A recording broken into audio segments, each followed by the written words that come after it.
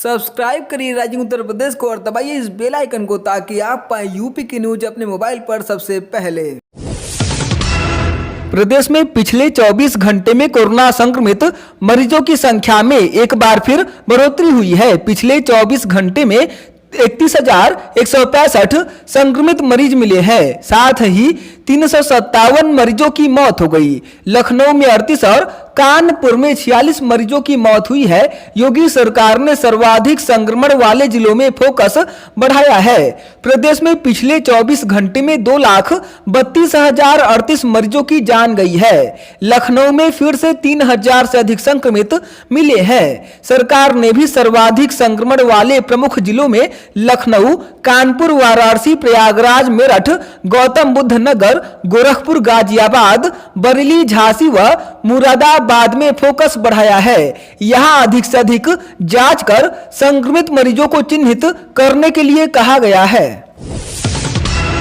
प्रदेश में corona virus से बिगड़े हालात को देखते हुए सरकार ने 4 दिन का लॉकडाउन बढ़ा दिया। अब प्रदेश में सोमवार सुबह 7 बजे तक लॉकडाउन होगा। 2 दिन पहले सरकार ने गुरुवार सुबह 7 बजे तक के लिए लॉकडाउन घोषित किया था। बीते एक हफ्ते से प्रदेश में हर रोज औसतन 25 से 30,000 नए केस मिल रहे हैं। गंभीर चिंता की बात यह है कि मौत का आंकड़ा कम नहीं हो रहा है। लॉकडाउन के दौरान आवश्यक सेवाएं और वस्तुओं की आपूर्ति पूर्व की भांति ही जारी रहेगी। कंटेनमेंट जोन में केवल डोर स्टेप डिलीवरी व्यवस्था से ही आपूर्ति होगी। इतना ही नहीं, जिलों के भीतर और अन्य जिलों में आवागमन के लिए जिला प्रशासन की तरफ से ई पास जारी किया जाएगा। प्रदेश से बाहर की बस सेवा पर प्रतिबंध रहेगा। शहरों व ग्रामीण क्षेत्रों में मास्क का उपयोग करना अनिवार्य किया गया है। इस नियम का पालन नहीं करने पर पहली बार 1,000 रुपए जुर्माना और दूसरी बार अधिकतम 10,000 रुपए का जुर्माना वसूला जाएगा। राजधानी लखनऊ में बड़ा हादसा हो गया। यहां देवा रोड स्थित केटी ऑक्सीजन प्लांट में ब्लास्ट के चलते 3 लोगों की मौत हो गई। 7 लोग घायल हैं। पुलिस और रेस्क्यू टीमों ने मौके पर पहुंचकर घायलों को इलाज के लिए अस्पताल भेजा। एसीपी विभूति खंड प्रवीण मलिक के अनुसार ऑक्सीजन प्लांट पर यह हादसा रीफिलिंग के दौरान लीकेज की वजह से हुआ है। मृतकों में एक प्लांट का कर्मचारी और दूसरा रीफिलिंग के लिए आया व्यक्ति शामिल है। पुलिस कमिश्नर ने हादसे की जांच के आदेश दिए हैं। हादसे के वक्त प्लांट के बाहर सैकड़ों लोगों की भीड़ जुटी थी। ये सभी लोग ऑक्सीजन सिलेंडर रिफिलिंग कराने आए थे। हादसा इतना भयावह था कि एक युवक सिलेंडर में ऑक्सीजन रिफिलिंग कराने पहुंचा था। जैसे ही ब्लास्ट हुआ तो उसका एक हाथ उड़ गया। मौके पर खड़े कई अन्य लोगों को गंभीर चोटें आई हैं। एटा जिले में भाजपा के 4 विधायक जिलाधिकारी कार्यालय के सामने धरने पर बैठ गए हैं। उनके साथ तमाम समर्थक भी हैं। विधायकों ने जिला प्रशासन पर पार्टी के जिला पंचायत सदस्य कैंडिडेट्स को हरवाने और समाजवादी पार्टी के प्रत्याशियों को जिताने का आरोप लगाया है। विधायकों ने सभी 30 सीटों पर किसी दूसरे निर्वाचन अधिकारी की देखरेख में फिर से मतगणना कराने की मांग की है। डीएम डॉक्टर विभा चहल और एसएसपी उदय शंकर सिंह फोर्स के साथ मौके पर हैं। मुख्यमंत्री योगी आदित्यनाथ के जिले गोरखपुर में बहुजन समाज पार्टी समर्थित उम्मीदवार के लोगों ने जमकर बवाल किया। इन लोगों ने पंचायत चुनाव में गलत सर्टिफिकेट बांटने का आरोप लगाया है। भीड़ ने चौरी चौरा क्षेत्र की नई बाजार पुलिस चौकी फूंक डाली। सुरक्षा में तैनात पीएसी की गाड़ी और सड़क पर खड़ी बाइकों में आग लगा दी। पुलिस और वहां से गुजर रहे गाड़ियों पर पथराव किया।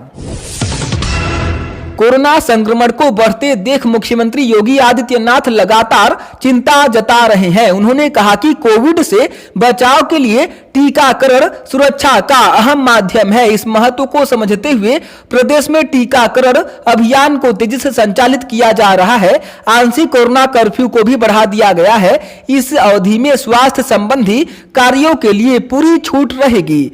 औद्योगिक गतिविधियां, ई कॉमर्स से संबंधित कार्य यथावत चलते रहेंगे। राशन वितरण और टीकाकरण का कार्य सुचारू रूप से जारी रहेगा। जिला पंचायत चुनाव के रिजल्ट घोषित होते ही अब दांव का सिलसिला शुरू हो चुका है। चूंकि इस चुनाव में अधिकृत नहीं बल्कि समर्थित प्रत्याशी होते हैं, इसलिए सभी दल अपनी बढ़त बता रहे हैं। कांग्रेस ने भी 270 जिला पंचायत सदस्य उम्मीदवारों के जीतने का दावा करते हुए रिजल्ट को संतोषजनक बताया है। कांग्रेस के प्रदेश अध्यक्ष अजय कुमार लल्लू ने जारी बयान में कहा कि पंचायत के चुनाव में पार्टी का संतोषजनक प्रदर्शन रहा है। कांग्रेस के 270 जिला पंचायत सदस्य उम्मीदवारों ने विजय प्राप्त की है। समाजवादी पार्टी के राष्ट्रीय अध्यक्ष अखिलेश यादव ने कहा कि बीजेपी ने कभी लोकतंत्र का सम्मान नहीं किया है।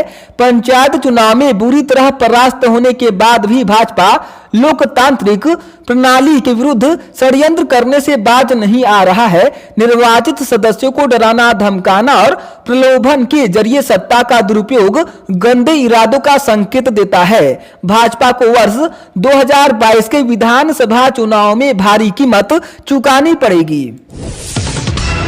बरेली जिले में चुनावी रंजिश के चलते दो पक्षों में जमकर मारपीट हुई। मारपीट में दोनों पक्षों के 10 लोग घायल हुए। एक पक्ष की महिला की अस्पताल ले जाते वक्त मौत हो गई। पुलिस ने दोनों पक्षों के कई लोगों को हिरासत में लिया है। गांव में तनाव को देखते हुए पुलिस बल तैनात किया गया है। मामला भंडरिया गांव भूता थाना क्षेत्र का है। कोरोना संक्रमण के बीच हो रही मौतों से दहशत फैलती जा रही है। हालांकि कई जगह कोरोना काल में आम मौतें भी कोरोना से होना दर्शाया जा रहा है। कुछ इसी तरह का मामला हाथरस जिले में सामने आया। कोतवाली चंदपा क्षेत्र के गांव कपुरा में 5 लोगों की अचानक मौत हो जाने से पूरे गांव में दहशत का माहौल है। पुलिस ने मौतों को संदिग्ध मान लिया है, जबकि गांव के कुछ लोग मौत का कारण शराब पीना मान रहे हैं। मगर इन मौतों के बाद से गांव में स्वास्थ्य विभाग की टीम ने जाकर कोविड की जांच शुरू कर दी है। एक शव का मंगलवार को ही अंतिम संस्कार किया गया था। बाकी 4 शव का बुधवार को सुबह तड़के ही अंतिम संस्कार कर दिया गया। पंचायत चुनाव घोषित होने के बाद 26 मार्च से राज्य निर्वाचन आयोग की ओर से राज्य में लागू की गई आदर्श चुनाव आचार संहिता खत्म कर दी गई। राज्य निर्वाचन आयोग की ओर से जारी विज्ञप्ति में आदर्श चुनाव आचार संहिता खत्म किए जाने की जानकारी दी गई।